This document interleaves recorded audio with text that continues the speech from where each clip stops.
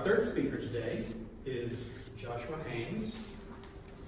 Today, Joshua Haines, the distinguished Toastmaster, is working on his innovative planning path.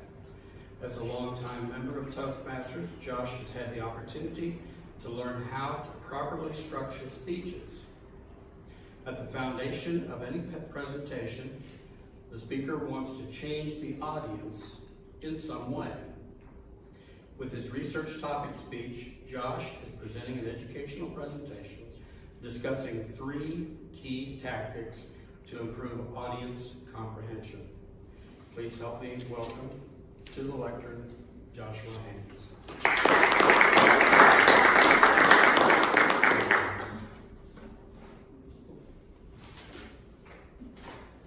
Thank you, Mr. Toastmaster. Fellow Toastmasters, welcome guests, and even the youngest Toastmaster to be. So with our guests, both of them explained that they want to get more comfortable in front of audiences. It's a good point.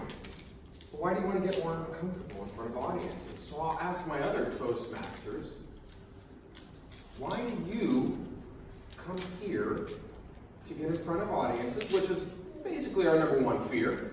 We would rather be in the coffin than giving the eulogy. But why do we do this? Are we sadistic?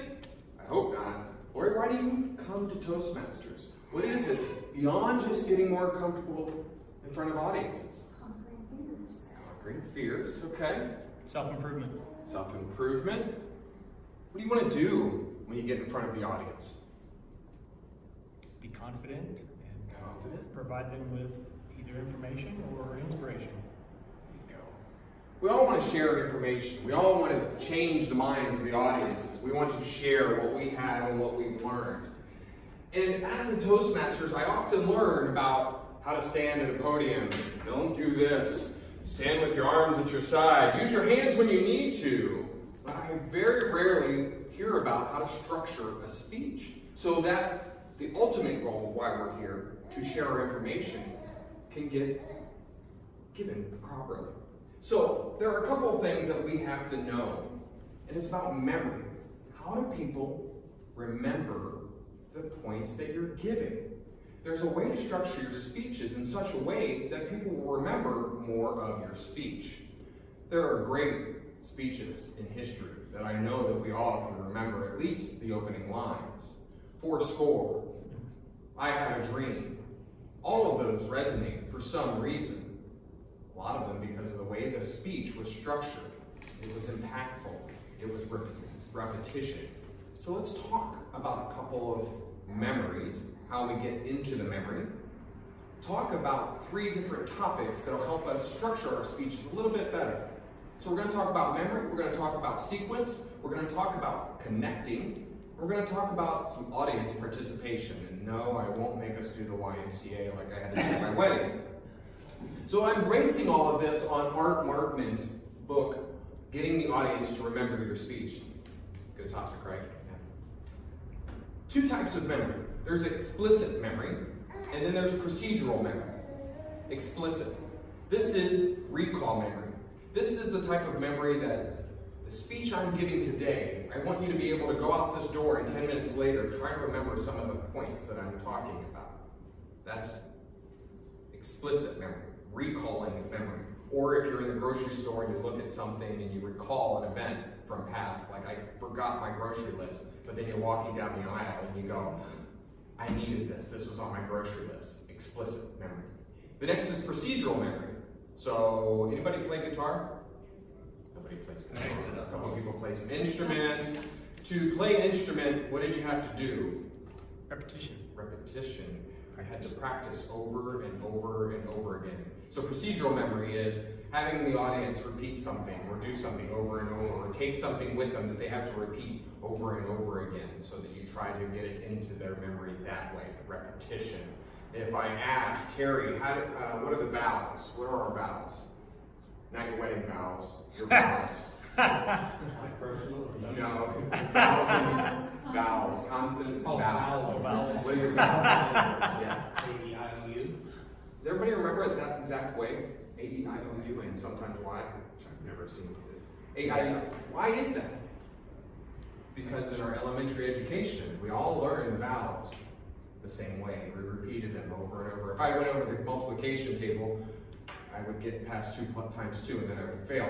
So I try not to. But again, we all memorized our multiplication table. Procedural memory, repetition over and over. So those are our 2 types of memory.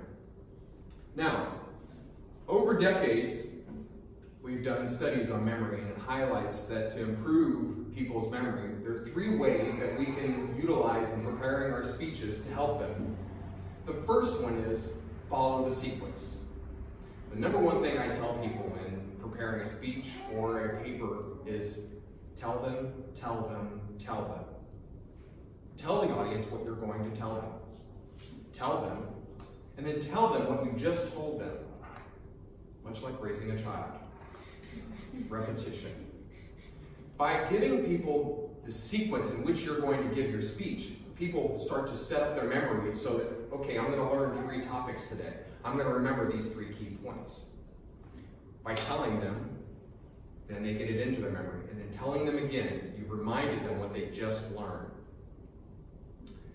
In a serial 3 points, usually you'll remember the first and the last thing that I say. So remember this. Sequence. Sequence.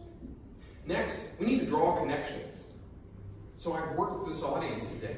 I've tried to bring connections from your life.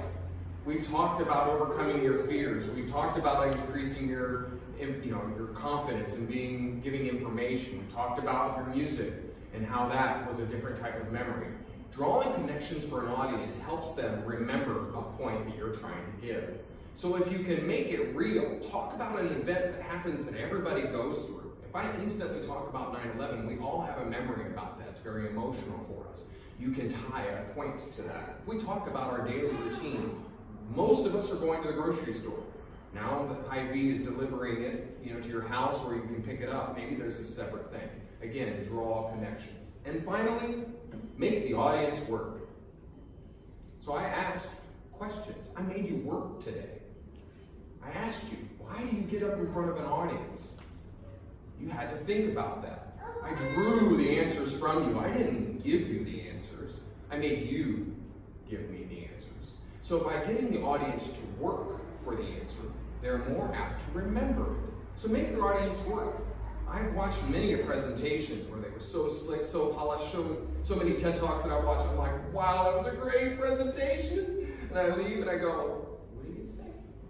I have no idea. I forgot it. It was so well done. Make your audience work. Give them questions that they have to think about. Maybe that they walk out the door and go, I can't remember. So today, we talked about 2 types of memory, explicit and procedural. We talked about sequence, we talked about connection, and we talked about making your audience work. By utilizing these tools, you will help structure your speech better so your audience will hopefully walk out that door and 5 minutes later still be able to remember at least one thing that you talked about today. Thank you.